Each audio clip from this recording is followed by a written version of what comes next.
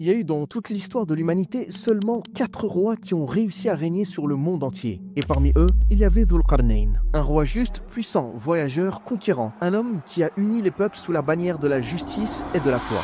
Mais attention, son nom, son histoire et même son identité restent entourés de mystères. Certains disent que c'était Alexandre le Grand, d'autres affirment que c'était Cyrus le Perse. Mais la vérité est bien plus profonde que ça. Ce roi, c'est l'un de ceux qui ont possédé la terre d'est en ouest, une puissance qu'aucun empire moderne, pas même les États-Unis, la Chine ou les grandes multinationales ne détient vraiment aujourd'hui. Et pourtant, son nom, lui, traverse encore les siècles. Aujourd'hui, on va plonger dans l'histoire d'un des 4 rois qui ont conquis le monde. Mais avant de commencer, n'oubliez pas d'invoquer pour vos frères et sœurs opprimés dans le monde entier.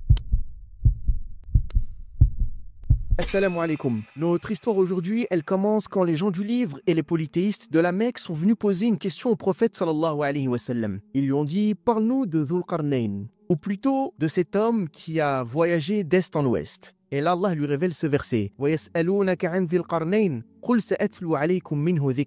Et à partir de là, Allah a commencé à nous parler d'un roi. Pas n'importe lequel. Un homme qui a littéralement dominé toute la terre. Il a conquis des pays, voyagé jusqu'à l'extrême est et l'extrême ouest. Il a répandu la justice, appelé les gens au tawhid, combattu l'injustice partout où il allait. Et surtout, à chaque pas, à chaque victoire, il s'en remettait à Allah. Il utilisait les moyens qu'Allah lui avait donnés, la force, la science et la sagesse. Certains disent que Dhul Qarnayn, c'était Alexandre le Grand. D'autres jurent que non, que c'était Cyrus le Grand. Et il y en a même qui affirment que c'était un roi du peuple de Himyar au Yémen. Mais alors, qui était-il vraiment? Et qu'est-ce qui a fait de lui un homme aussi incroyable, au point d'être cité parmi les 4 rois qui ont régné sur toute la terre? Mais avant ça, petite pause. Si vous aimez ce genre d'histoire, pensez à vous abonner et activer la cloche de notification pour ne pas rater les prochaines vidéos chaque mercredi à 18 h. La première question que tout le monde se pose quand on entend le nom de Dhul Qarnayn, ça veut dire quoi en fait Dhul Qarnayn? Les savants ont eu plein d'avis différents là-dessus. Certains disent qu'il portait ce nom parce qu'il avait 2 longues mèches de cheveux. Il avait 2 longues mèches de cheveux comme des cornes. D'autres disent c'est parce qu'il est allé jusqu'aux 2 extrémités du soleil. Autrement dit, jusqu'à l'extrême est et l'extrême ouest de la terre. Il y en a aussi qui pensent qu'il s'appelait comme ça parce qu'il a régné sur 2 grands peuples, les Perses et les Romains. Certains disent encore qu'il a vécu 2 siècles entiers. En arabe, un siècle, c'est un qarn. Donc 2 siècles, c'est qarnayn. Et puis, il y a une version plus étrange mais fascinante. On raconte que Dhul Qarnayn était un homme pieux qui appelait son peuple à adorer Allah. Mais son peuple l'a frappé sur la corne, c'est-à-dire un côté de la tête, et il est mort. Alors Allah l'a ressuscité et il est revenu vers eux. Il les a encore appelés à Allah et ils l'ont frappé de nouveau, cette fois de l'autre côté de la tête. C'est pour ça que certains disent qu'on l'appelait Dhul Qarnayn, l'homme aux 2 cornes. Mais bien sûr, cette version-là, celle des 2 coups sur la tête, elle a aucun fondement solide. Et c'est plus une légende qu'autre chose. D'autres savants, eux, pensent que son titre vient tout simplement de sa couronne, parce qu'elle avait 2 cornes au-dessus. Et dans beaucoup de civilisations anciennes, les cornes, c'était un symbole de royauté et de puissance. Et franchement, cette version, elle tient la route. On a retrouvé des fresques anciennes où on voit des rois et des chefs porter des couronnes avec des cornes. Mais au-delà du symbole, certains savants ont donné une interprétation plus profonde. Dhul Qarnayn, ça ne parlait pas que de son apparence, mais plutôt de ce qu'il représentait. Ils disent que ça veut dire l'homme aux 2 pouvoirs, l'homme politique et militaire d'un côté et celui du savoir et de la sagesse de l'autre. Mais il faut savoir un truc. L'histoire de Dhul Qarnayn, elle n'existe pas que dans le Coran. Beaucoup de civilisations ont raconté des versions similaires avec leur propre image et leurs propres croyances. Chacun a un peu refait le portrait à sa manière selon sa culture et sa vision du monde. Par exemple, dans la tradition perse, on retrouve un personnage qui ressemble beaucoup à Dhul Qarnayn, Cyrus le Grand, le fondateur de l'Empire perse. On raconte qu'il aurait construit une énorme barrière pour protéger son peuple des invasions venues du nord, un peu comme ce que le Coran décrit plus tard. Cyrus était connu pour sa sagesse et sa justice. C'est même lui qui a libéré les enfants d'Israël de la captivité à Babylone. Et sur certaines anciennes inscriptions, on le voit représenté avec 2 cornes. Son empire d'ailleurs s'étendait vraiment d'est en ouest, exactement comme Dhul Qarnayn. Et dans le livre Ash-Shahnama de Firdawsi, la grande épopée perse, on retrouve aussi des rois du même style, comme Alexandre le Grand, que Firdawsi considère carrément comme une partie de l'histoire perse. Dans l'art perse, on retrouve même des peintures qui montrent Dhul Qarnayn en train de construire une énorme muraille ou en expédition vers les terres lointaines. Mais bon, Cette version reste assez faible, parce qu'en réalité, on n'a aucune preuve historique que Cyrus ait construit une barrière comme celle mentionnée dans le Coran. Et surtout, Cyrus était zoroastrien, donc pas monothéiste au sens où on l'entend dans la tradition islamique. Si on regarde maintenant du côté grec et romain, là c'est Alexandre le Grand, qui a souvent été identifié à Dhul-Qarnayn, le célèbre roi de Macédoine, qui a conquis presque tout le monde connu à son époque, de l'Égypte à la Syrie jusqu'à l'Inde. Ceux qui défendent cette idée disent qu'il correspond bien à la description. Il a voyagé à l'est, à l'ouest, et il a tout conquis sur son passage. Il y a aussi un autre détail qui a renforcé cette théorie. Sur certaines monnaies et sculptures grecques, on voit Alexandre avec 2 cornes sur la tête,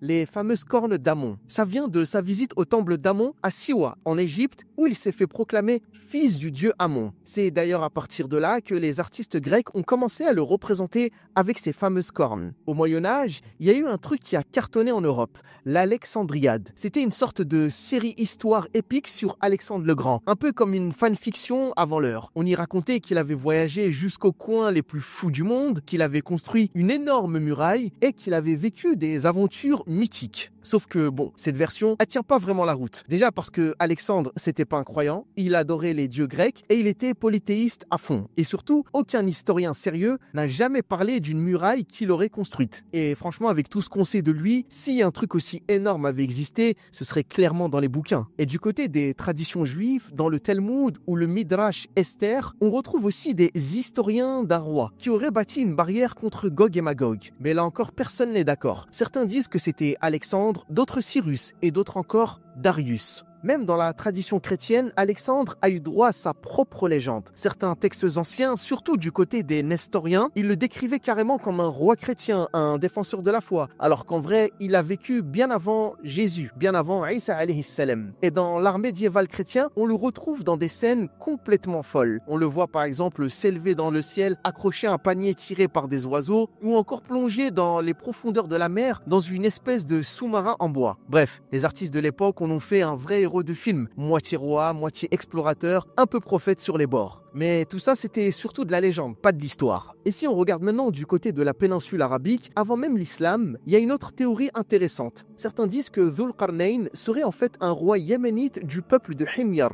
Et en vrai, ça se tient un peu, parce qu'à l'époque, le mot Dhu ou Dhi était super courant dans les titres royaux au Yémen. On disait par exemple Dhu Yazen, Dhu Nawas, Dhi al-Kila', etc. D'ailleurs, Ibn Hisham, dans sa sira sur le prophète Mohammed sallallahu alayhi wa sallam, a parlé de cette idée. Il pensait que Dhul-Qarnayn pouvait être As-Sa'b ibn Murathid ou As-Sa'b Dhu Murathid. Et c'est pas tout. Dans de vieux poèmes arabes pré-islamiques, on retrouve ainsi le nom de Dhul-Qarnayn, décrit comme un roi puissant, courageux, qui serait allé jusqu'aux confins de l'Est et de l'Ouest. Il y a même un vers qui est très connu qui est attribué à Tubba' al-Yamani. Bref, pour certains arabes d'avant l'islam, Dhul-Qarnayn, c'était déjà une légende. Les anciens arabes racontaient plein d'histoires sur un roi incroyable, un homme qui aurait voyagé aux 4 coins de la terre, bâti une muraille solide et surtout qui aurait été juste et croyant. Un roi presque parfait en somme. Mais là encore, cette théorie reste fragile, parce qu'en réalité, les poèmes qui parlent de lui pourraient très bien avoir été écrits après l'islam, donc influencés par le Coran. Et puis certains sont encore allés plus loin. Ils ont dit que Dhul-Qarnayn, c'était peut-être un personnage légendaire ou même un prophète, voire un ange. Mais la plupart des savants, eux, sont d'accord sur une chose. Dhul-Qarnayn était un roi juste,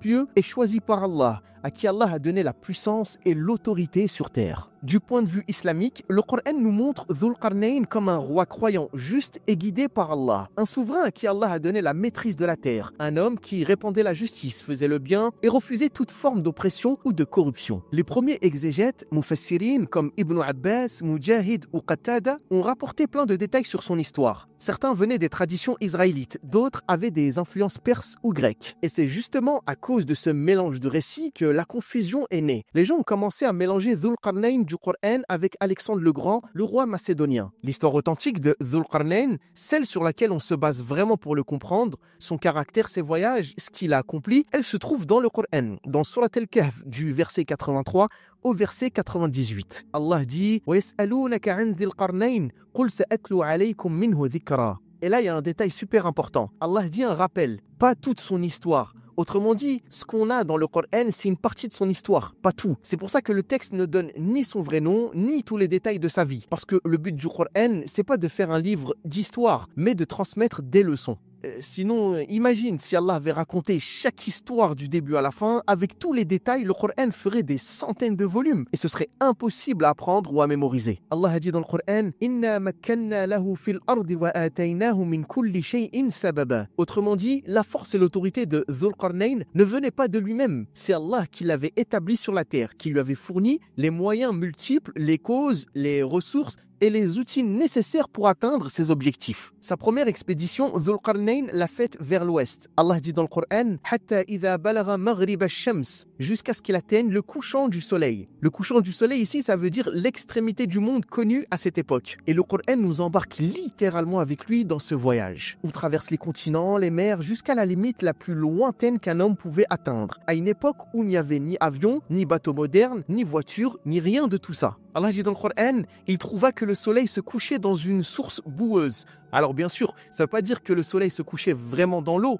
c'est une image visuelle. Depuis l'endroit où il se trouvait, il y voyait le soleil disparaître à l'horizon, dans une mer sombre et rougeâtre, dont la surface semblait boueuse à cause des reflets du coucher. En clair, Dhul Qarnayn et son armée avaient atteint l'extrême ouest, un endroit où la terre se terminait. Et au-delà, il n'y avait plus que l'océan. Certains mufassirin exégètes disent que c'était probablement l'océan Atlantique. Et ça se tient, parce que depuis le Moyen-Orient, c'est le point le plus à l'ouest. Et quand on se tient sur sa rive, on voit vraiment le soleil tomber dans la mer, dans une lumière rouge et or qui finit par devenir noire quand la nuit tombe. Quand Dhul Qarnayn est arrivé tout au bout de son voyage vers l'ouest, il a trouvé un peuple vivant là-bas, littéralement au bout du monde. Le Coran ne nous dit rien sur eux, ni leurs vêtements, ni leurs coutumes, juste qu'ils vivaient dans cette région lointaine. Et là, Allah le met à l'épreuve et il lui dit « Qulna ya Dhul Qarnayn, imma an tu'adhiba wa imma an tattakhidha fihim husna » Cette parole nous dîme a intrigué pas mal de savants et de mufassirin. Certains ont dit, s'il a reçu directement une parole d'Allah, c'est qu'il devait être prophète. Mais d'autres ont répondu, pas forcément. Parce que cette parole peut aussi venir d'une inspiration, d'une révélation directe, comme pour un serviteur plus guidé par Allah. En clair, on n'a aucune preuve certaine que Dhul Qarnayn c'était un prophète. Mais on sait avec certitude que c'était un roi juste, inspiré par Allah. Allah lui a donc laissé le choix. Punir ce peuple ou leur faire du bien.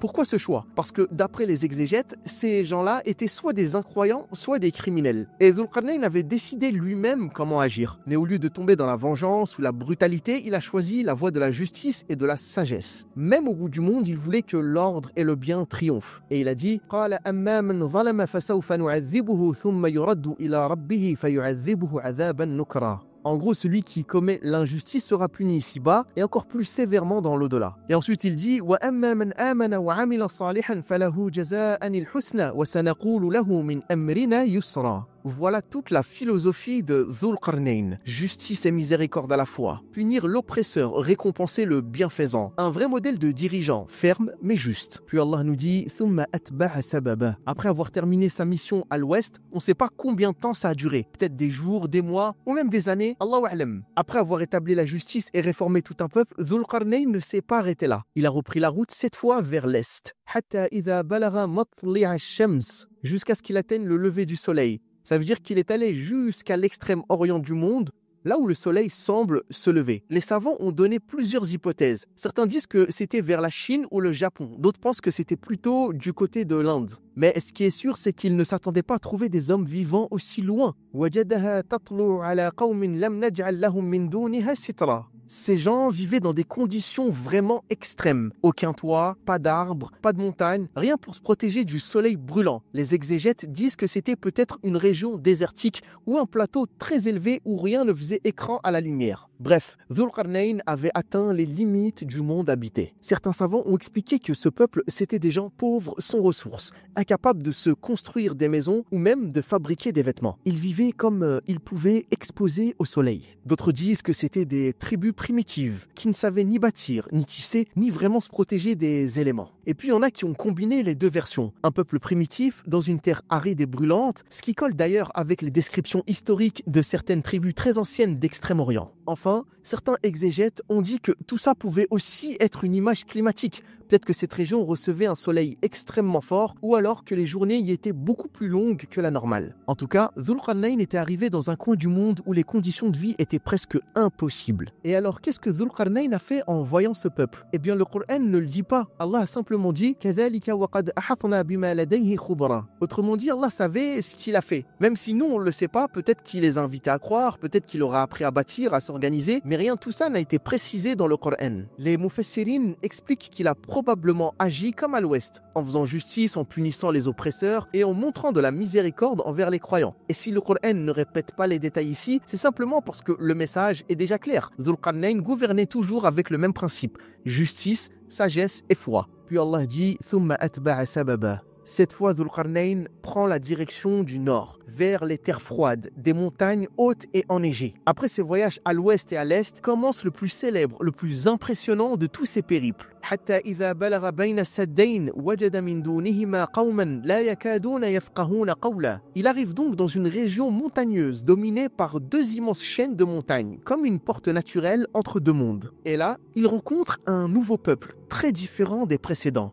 قالوا يا ذا القرنين إن يأجوج ومأجوج مفسدون في الأرض. Ces tribus vivaient dans une peur constante et un cauchemar, car derrière les montagnes, il y avait un peuple, Gog et Magog, des peuples sauvages, violents, déboulent sans prévenir, ils tuent et pillent, détruisent tout sur leur passage. Ces gens-là n'avaient aucun moyen de se défendre d'eux. Alors forcément, quand ils ont vu ce roi juste et puissant, ils ont accouru vers lui, espérant enfin trouver un protecteur. Mais qui sont Gog et Magog? Les Mufassirin, les exégètes, ont dit que c'était deux grandes tribus de la descendance du fils de Nuh, Japheth, Yafith, et ils sont grave nombreux et super forts. Mais je vais pas m'étendre sur leur histoire car elle est longue. Mais dites-moi en commentaire si vous voulez que je fasse une vidéo sur leur histoire. Bref, donc ils sont allés supplier Dhul Qarnayn. فهل نجعل لك خرجا على أن تجعل بيننا وبينهم سدا. L'offre était tentante, une belle somme d'argent et en plus pour une bonne cause, sauver des vies, protéger des innocents. N'importe quel roi ordinaire aurait accepté, voire négocié plus. Mais Dhul Qarnayn, qu'est-ce qu'il allait faire? Est-ce qu'il allait accepter la récompense ou profiter de leur peur pour s'enrichir? Suspense.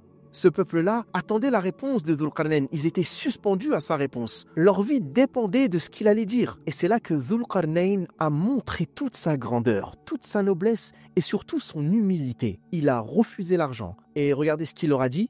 قال ما مكنني فيه ربي خير فأعينوني بقوة أجعل بينكم وبينهم ردما. Mais quelle parole incroyable! Pas d'arrogance, pas d'intérêt personnel. Il aurait pu tout accepter, de l'or, des terres, des richesses. Mais non, il savait que tout ce qu'il avait venait d'Allah et que son pouvoir, c'était une responsabilité, pas un privilège. Allah l'avait placé là pour protéger les gens, pas pour profiter d'eux. Un vrai roi au sens spirituel du terme. Alors Dhul Qarnayn, il leur a dit « Aidez-moi de vos forces ». Il n'aura pas demandé d'argent, non. Il aura demandé de participer, de mettre la main à la pâte, de travailler à ses côtés. Et c'est là qu'on voit qu'il n'était pas juste un roi fort et juste, mais aussi un vrai guide, un éducateur, quelqu'un qui élevait les gens, pas seulement les gouverner. Et c'est là que la construction de la grande barrière a commencé. Dhul Qarnayn donne ses ordres. « Atouni zubar al-hadid » apportez-moi des blocs de fer. Alors tout le monde s'y met. Ils ont rassemblé d'énormes plaques de fer brut et ils les ont empilées entre deux montagnes, couche après couche, jusqu'à combler complètement la brèche. Puis il leur dit « Hatta idha sawa bayna as-sadafayn qala anfukhu » Ensuite, il leur a dit « Soufflez », autrement dit « Attisez le feu ». Alors ils ont ramené du bois, du charbon et ils ont allumé les flammes et soufflé dessus jusqu'à ce que le feu devienne un brasier. « Hatta idha ja'alahu nara » Et le fer y chauffait et il devenait presque liquide. Et quand tout était prêt, Dhul Qarnayn ordonne.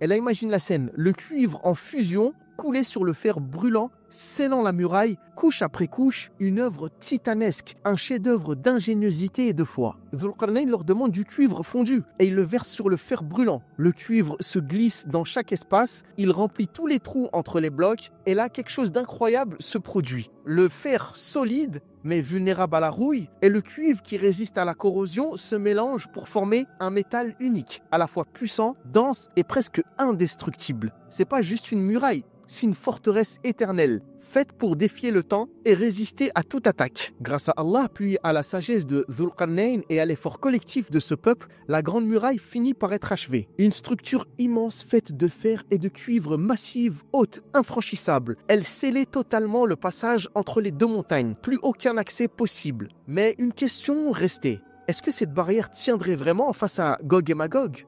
Le Coran répond en une phrase. فما استطاعوا أن يظهروه وما استطاعوا له نقبا. Ces peuples féroces ont tout tenté, grimper, creuser, briser, rien n'y fait. Leur force, leur rage, leur nombre, tout ça ne servait à rien. La muraille de Dhul-Qarnayn était intouchable, une construction hors du commun, aussi solide que la foi de celui qui l'avait bâtie. Cette œuvre, qui avait sûrement pris des années, était un véritable triomphe. Mais malgré l'exploit de Dhul-Qarnayn, il ne s'attribue aucun mérite. Il n'a pas dit « j'ai construit, j'ai protégé, moi j'ai fait, j'ai si, j'ai sauvé ». Non, il a simplement dit avec humilité « Qala hadha rahmatun min rabbi ». Ceci est une miséricorde de mon Seigneur. Pour lui, toute la force, la science, les ressources, la réussite, tout venait d'Allah. C'était un don, une grâce, une mission, pas une gloire personnelle. Et il ajoute ensuite فَإِذَا جَاءَ وَعْدُ رَبِّي جَعَلَهُ دَكَّا. Autrement dit, aussi solide que soit cette barrière, le jour où Allah décidera, elle sera détruite et ça sera la fin des temps quand viendra le grand décret. Et l'histoire se termine avec cette phrase de Dhul-Qarnayn وَكَانَ وَعْدُ رَبِّي حَقًّا. Et la promesse de mon Seigneur est toujours vérité. Mais il y a une question que forcément certains vont se poser. Mais où se trouve ce fameux barrage? Quand on compare la description du Coran avec ce qu'on connaît de la géographie et de l'histoire, on remarque quelque chose d'intéressant. Les régions du nord de l'Asie, comme la Sibérie, le Tibet ou la Mongolie, ont toujours été le foyer de tribus nomades depuis l'Antiquité. C'est pour ça que plusieurs exégètes ont pensé que Gog et Magog, Ya'juj et Ma'juj, étaient justement ces peuples du nord, les Mongols, les Tatars ou d'autres tribus similaires, connues pour leurs raids dévastateurs, leurs invasions soudaines et leurs attaques violentes contre les civilisations plus au sud. Et effectivement, ces régions du nord étaient naturellement séparées des royaumes civilisés du sud, comme la Perse ou la Mésopotamie, par d'immenses chaînes de montagnes et des passages étroits, des couloirs parfaits pour ériger une muraille défensive. Et forcément, avec le temps, les chercheurs se sont demandé où se trouve exactement le barrage de Dhul-Qarnayn. Plusieurs théories ont vu le jour. Et la première, c'est celle du barrage de Derban, au Daghestan, dans l'actuelle Russie. Ce mur se trouve sur la côte ouest de la mer Caspienne. C'est une immense fortification en pierre construite à l'époque de l'Empire sassanide, c'est-à-dire perse. Le mur relie carrément la montagne à la mer. Et son but était clair, protéger les Perses contre les invasions du nord. Les historiens anciens la décrivent déjà comme une construction gigantesque, érigée pour repousser les peuples barbares venus du nord. Et le plus fou, c'est que ce mur existe encore aujourd'hui. On peut le visiter, il est même classé au patrimoine mondial de l'UNESCO. Un vestige impressionnant qui fait encore rêver tous ceux qui cherchent les traces de Dhul-Qarnayn. La deuxième hypothèse est que le barrage est dans la passe de Darial, un passage très étroit situé dans les montagnes du Caucase, entre la Géorgie et la Russie. Et là, franchement, la description colle parfaitement avec celle du Coran. Le col est littéralement coincé entre deux hautes chaînes de montagnes, exactement comme les deux barrières mentionnées dans le verset. Et dans cette région, on a retrouvé des vestiges d'anciennes fortifications, et même un mur qui remonte probablement au 1er siècle avant Jésus-Christ. Une structure impressionnante, construite pour bloquer le passage naturel. Certains grands historiens musulmans, comme At-Tabari, ont d'ailleurs identifié le col de Darial comme le site du barrage de Dhul-Qarnayn, parce qu'il correspond pile au couloir stratégique par lequel les peuples du nord descendaient pour envahir le sud. En gros, c'était la porte du chaos, et ce mur, c'était la ligne de défense du monde civilisé. La troisième hypothèse est que le barrage est dans la passe de Goudar, en Afghanistan. C'est une région montagneuse stratégique qui se servait autrefois de voie d'accès orientale vers la Perse. L'endroit est parsemé de structures anciennes, de murs et de fortifications, ce qui laisse penser qu'il a pu lui aussi servir de frontière naturelle contre les tribus venues du nord-est. Et enfin, il y en a qui pensent que c'était tout simplement la Grande Muraille de Chine. Elle a été faite pour la même raison que la barrière de Dhul-Qarnayn. Protéger les peuples du sud contre les tribus nomades du nord qui attaquaient sans arrêt. Mais malgré toutes ces recherches, on n'a aucune preuve claire sur l'endroit exact du barrage, ni même sur qui était vraiment Dhul-Qarnayn. Pour l'instant, ça reste un mystère total. Mais qui sait, peut-être qu'un jour, avec des nouvelles découvertes, on finira par lever le voile sur cette histoire incroyable. On arrive à la fin de notre histoire. Dites-moi en commentaire ce que vous en avez pensé, et si vous avez des idées d'histoire que vous voulez que je raconte, écrivez-les juste en dessous en commentaire. Abonnez-vous, laissez un like, un commentaire, et partagez la vidéo à tous ceux que ça pourrait intéresser. On se retrouve très vite pour une nouvelle histoire encore plus incroyable que celle-ci. Fi amanillah.